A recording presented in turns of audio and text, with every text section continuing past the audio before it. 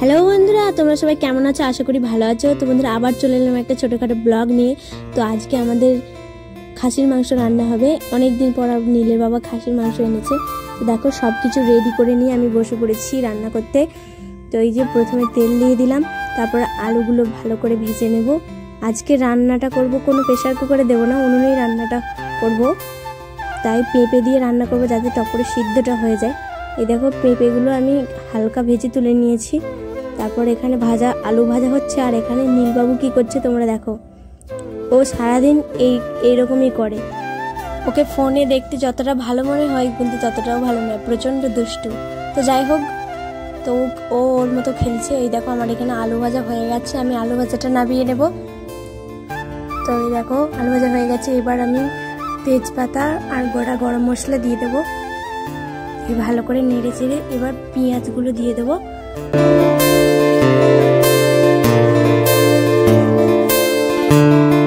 এদিকে পেঁয়াজ ভাজতে ভাজতে আমি এদিকে মশলাগুলো রেডি করে নিচ্ছি। যেমন রোজকের মশলা দিই, লঙ্কা গুঁড়ো, হলুদ গুঁড়ো, জিরে গুঁড়ো সব কিছু দিয়ে দেবো। তারপর একটু ধনে গুঁড়ো ছিল, তাই ভাবলাম ওটাও একটু দিয়ে দিই। তো সব কিছু দিয়ে মশলা রেডি করে নিয়েছি। আর এদিকে মশলা রেডি করতে করতে আমার পেঁয়াজ ভাজা হয়ে গেছে। তারপর রসুন বাটা দিয়ে ভালো করে নাড়িয়ে চাড়িয়ে একটু হালকা ভেজে নিয়ে তারপর আদা বাটা দিয়ে দেবো।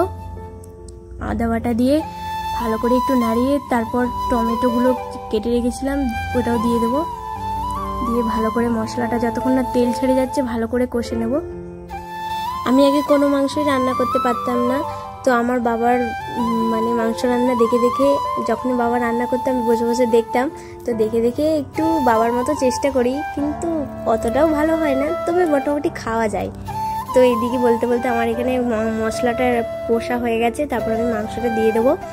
দিয়ে ভালো করে একটু হালকা নেড়ে চেড়ে এবার যে পেঁপেগুলো আধ ভাজা করে রেখেছিলাম সেগুলো দিয়ে দেবো।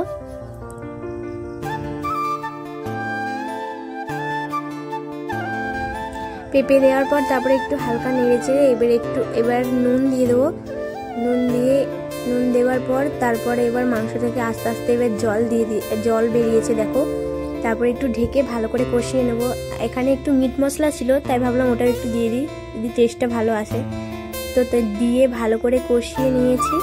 নিয়ে এই যে কষানো হয়ে গেছে, তারপর এবার জল দিয়ে দেবো। তো এখানে উনুনে হবে তাই একটু বেশি করে জল দিয়েছি। দিয়ে ভালো করে ঢেকে সেদ্ধ করে নেব। তো আর ভিডিওটা করা হয়নি। তারপরে এই যে মাংসটা নামিয়ে নিয়েছি। আর আজকে টেবিলে খাওয়া হবে, তাই ভাবলাম একটু ভালো করে সাজিয়ে গুছিয়ে সবার জন্য ভাত বেড়ে নিয়েছি। এবার সবাইকে খেতে দেব। এই যে দেখো, বসে পড়েছে আমাদের খেতে। তো ওদিকে ভাতটা দিয়ে দেবো। দেওয়ার পরে ওরা খেতে শুরু করে দিয়েছে। তো ভিডিওটি কেমন লাগলো অবশ্যই কমেন্ট করে জানাবেন। ওরা তো খেয়ে ভালোই বললো। তো তোমরা একটু জানিও কেমন হয়েছে ভিডিওটা। আর লাইক আর সাবস্ক্রাইব করতে ভুলবেন না। সবাইকে টাটা।